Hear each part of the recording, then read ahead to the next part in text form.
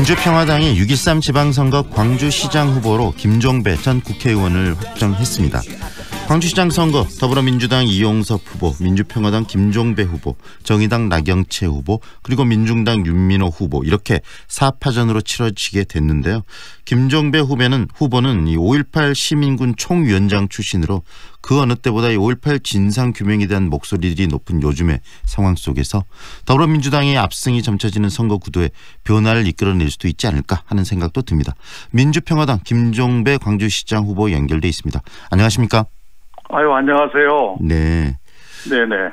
이 2부에서 이 안병화 치안감 가족에게 광주시가 지급된 5.18 보상금 환수를 요구하고 있다라는 이야기를 좀 나눴는데요. 그 내용은 좀 들으셨죠? 조금 들었습니다. 네. 이런 부분들 어떻게 보면은 광주를 위해서 희생당한 분들에게 광주시가 이 보상금 환수를 이야기하고 있다는 좀 아이러니한 상황인데 그런 것들을 보시면서 또 5.18 현장에 계셨던 분으로 어떤 생각이 드십니까?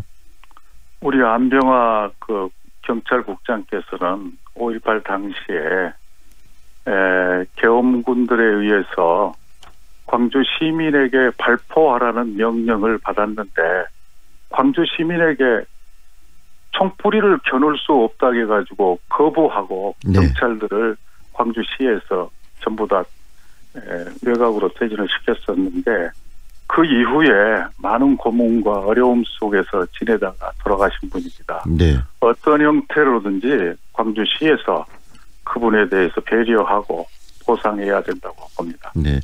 광주시에서는 뭐 마음은 있으나 행정행위의 한계 때문이라는 이야기를 하고 있는데 결국은 그런 한계를 좀 극복해서 광주시 차원에서 적극적인 방안을 만들려는 노력은 필요한 거 아니겠습니까?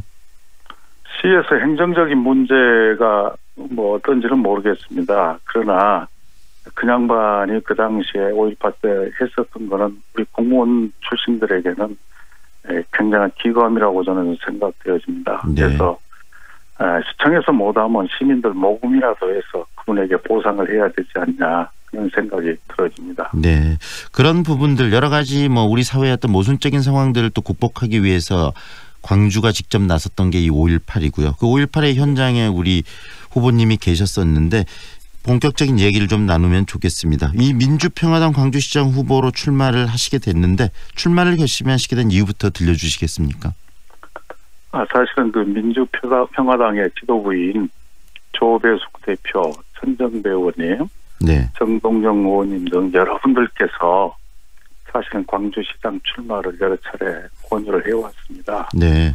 그래서 너무 갑작스러운 요청이라서 일단 거부 의사를 표명했습니다. 네. 시간도 너무 없고 여러 가지로 준비가 덜 되었기 때문이었어요. 그러나 그 주변에 많은 분들이 5.18의 항쟁 정신이 광주 정신으로 승화되어 있는데 광주 학살의 원흉이었던 전두환 정권에 협력한 사람이 어떻게 광주시장이 될 수 있냐, 되어서는 안 된다는 것이었어요. 네.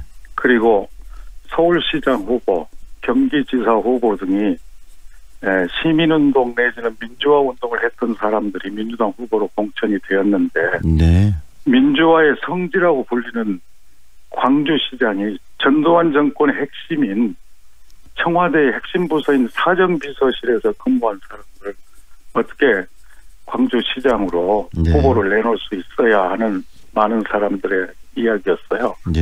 저도 마지막으로 그거에 대해서 공감했습니다.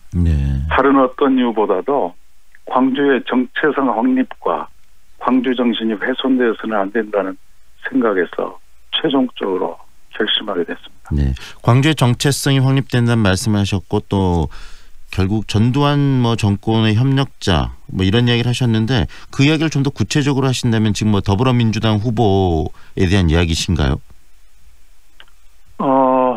그렇죠. 광주시장 더불어당 후보인 이용섭 후보를 지칭할 수도 있죠. 네. 제가 광주시장 후보로 나섰기 때문에 그렇습니다. 네. 왜 이런 부분들에 대해서 방금 이야기하신 것처럼 광주의 정체성을 회복해야 된다, 잃지 않아야 된다는 말씀을 하셨는데 광주의 정체성을 우리들이 가져가야 될 그런 이유들, 그다음에 방금 이야기하신 이용섭 후보일 수도 있다는 이야기도 하셨는데 그런 후보가 돼서는 안 된다는 부분들 더 구체적으로 한번 이야기를 해 주시죠. 어떤 의미신가요? 광주는 사실 아픈 과거가 있잖아요. 네. 5.18에 정말 시민 학살이라는 그 아픔을 갖고 있는데 지금까지 광주는 피해의식 속에서 살아가고 있는 것 같아요. 네. 그러나 우리가 내세울 수 있는 거는 그때 당시에 숭고한 그 항쟁 정신, 공동체 정신, 네. 이런 것들은 정말 우리가 역사에 길이 우뚝 세워서 귀감으로 삼아야 된다고 봅니다. 네. 그래서 최소한 광주시장만큼은 네. 광주 정신에 DNA가 있는 사람이 네. 시장을 했으면 좋겠어요. 네. 이런 소망 때문이었습니다. 광주 정신은 결국은 5.18과 뗄래야 뗄 수 없는 거 아니겠습니까? 그렇죠. 네. 네.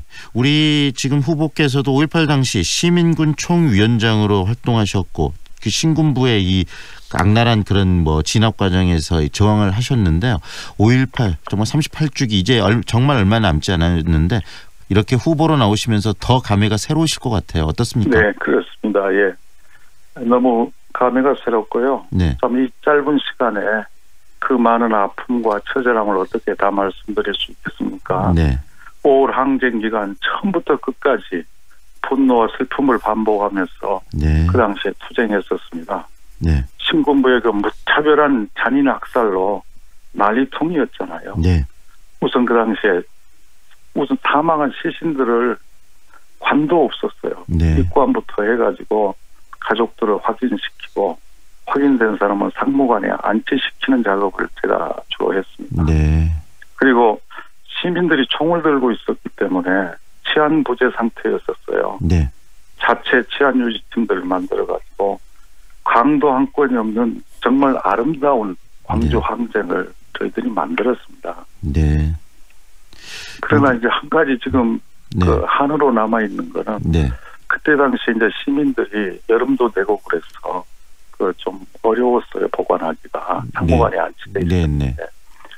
그 당시 구용상 시장하고 저하고 둘이서 만났습니다. 네. 장례식을 우리가 시민장부터 치르자 해가지고 합의를 했었는데 네. 27일 날로 시민장을 치르기로 합의했습니다. 네. 그래서 제가 이제 구용상 시장하고 저하고 공동으로 장례위원장을 맡고 네. 시민장을 치르기로 했는데 27일 날 새벽에 네. 계엄군들이 진압을 해와가지고 결국은 장례식을 못 치렀어요. 그래서 지금도 그 한이 남아 있어서 네. 정말 내가 시장이 된다면 네. 좀 이런 한을 풀고 시민장으로라도 한번 치를 수 있는 그런 기회를 가졌으면 하는 그런 소망들이 그동안에 있었습니다. 네.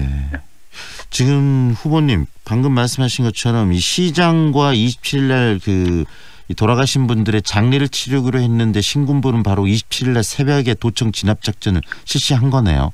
예, 그렇습니다. 그래서 우리가 장례식 일정을 잡아놓고 네. 장례를 못 치렀어요. 그게 아니, 지금 굉장히 천추의 한으로 남아있습니다. 그런 상황들이 실질적으로 이 시장과 합의가 된 상황이기 때문에 그런 신군부의 어떤 상층에 보고가 됐을 텐데 그런 것들을 알았음에도 불구하고 진압 작전을 개시했다는 거 아니겠습니까?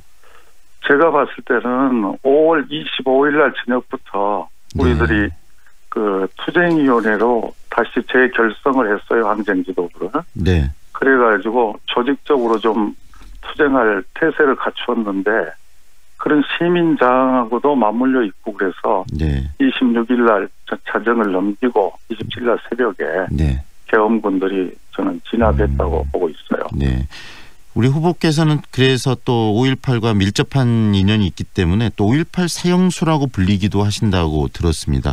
5.18 사형수 이렇게 불리시게 된 연유도 좀 이야기해 주시죠.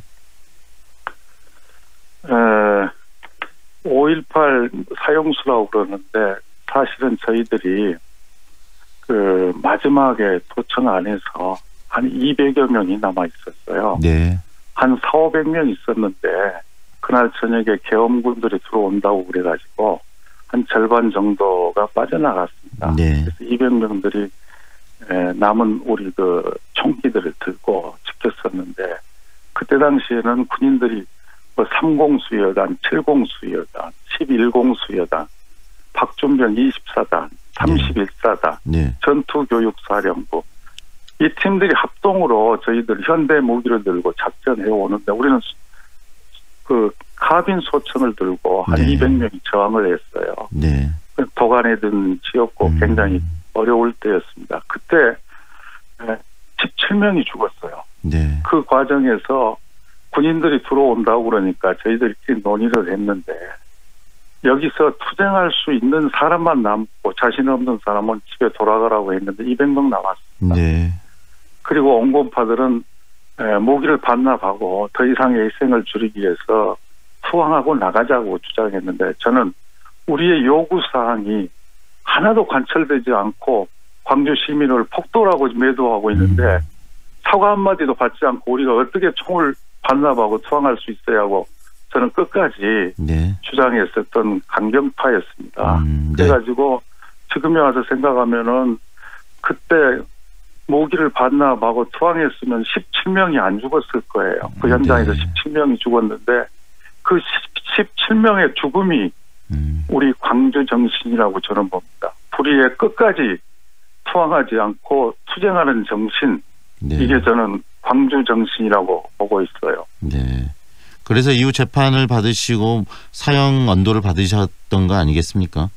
네, 그렇습니다. 그 이후에 이제 체포돼 가지고 네. 돌아가신 분들은 뭐 거기서 돌아가시고 나머지는 체포됐어요. 그래서 네.